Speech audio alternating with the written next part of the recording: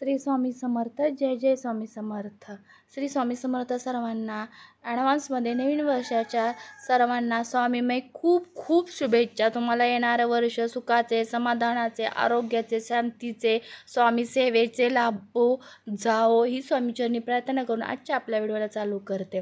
तर बघा, नव्या वर्षाची सुरुवात पाश्चिमात्य संस्कृतीने न करता स्वामी महाराजांच्या सेवेने केली तर नक्कीच स्वामी 10 पट जास्त आशीर्वाद देतील.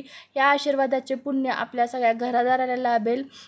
अशा प्रकारे जर आपण आपल्या मुलांना किंवा आपल्या घरातील सर्वांना जर आपण हिंदू धर्म संस्कृतीने जर आपला नवीन वर्ष 31 डिसेंबरचा साजरा केला तर निश्चितच स्वामी मार्गाने आपल्या कुठल्याही गोष्टीचे कामाचे अडथळे येणार नाहीत. स्वामींचा सदैव आपल्या डोक्यावर आशीर्वाद लाभेल आणि आपल्या या वर्षात कुठलेही मागच्या वर्षासारखे स्वामी माऊली कुठलेही संकट आपल्यापर्यंत येऊ देणार नाही, सर्वांना खात्री देऊन सांगते. आणि आजचा आपला व्हिडिओ नेमकं कशाबाबत आहे हे सांगते. बघा, तुम्हाला सर्वांना इंग्रजी कॅलेंडर माहीत आहे, परंतु काही जणांना हिंदू कॅलेंडर आणि ऋतू आठवत नाहीत.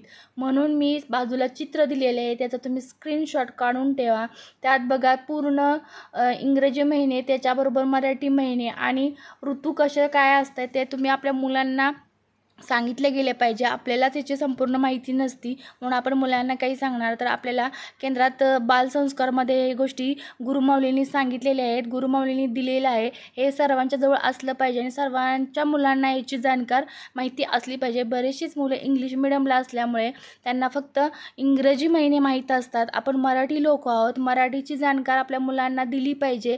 ह्या गोष्टी निश्चितच एवढ्या आपण केल्याच पाहिजे त्या. तर परमपूज्य सद्गुरू गुरुमाऊलींच्या आदेशानुसार आपल्या मुलांना आपण जर व्यवस्थित संस्कार दिले तर निश्चित कुठल्याही वाईट मार्गाला न जाता आपली मुले सत्कर्म आध्यात्मिक मार्ग घेतील आणि याचा त्यांनाच लाभ होईल हे आपल्या सर्वांना माहीत आहे. श्री स्वामी समर्थ. बऱ्याच गोष्टी आपल्या स्वरूपात असतात, आपल्या हातात असतात, पण आपण त्या करत नाही, करण्याचा प्रयत्न करत नाही.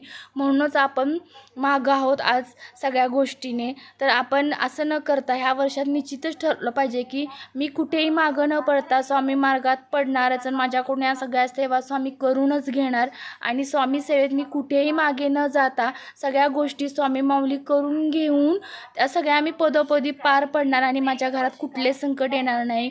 पास एवढं जरी म्हटलं तर सगळे गोष्टी तुमच्या हातात आहेत. स्वामी प्रत्येक सेवेची जाण ठेवतात, प्रत्येक सेवेकऱ्यांच्या भक्तीची नोंद करून ठेवतात. त्यामुळे आपल्याला प्रत्येक गोष्ट याचा लाभ मिळतच असतोय.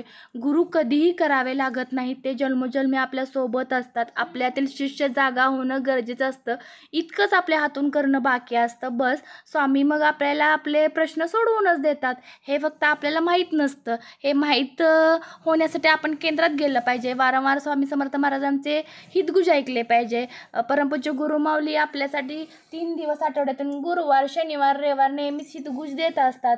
ते तुम्ही ऐकलं गेलं पाहिजे, ते तुमच्या कानावर ते शब्द आले पाहिजेत. एवढं जर तुम्हाला समजले तर सद्गुरू स्वामी समर्थ महाराजांचा मार्ग समजला. हे आपल्या गोष्टी आपल्या कानावर आल्या पाहिजेत, आपल्या मुलांना आपण सांगितल्या पाहिजेत. कारण आजकाल कलियुगात खूपच गरज आहे स्वामी मार्गाची, ब्रह्मांड नायकाची.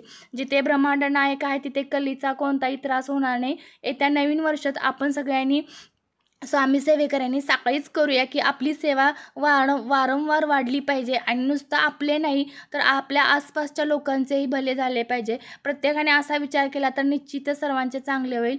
श्री स्वामी समर्थ. जय जय स्वामी समर्थ. पुन्हा एकदा सर्वांना नवीन वर्षाच्या खूप खूप स्वामीमय शुभेच्छा.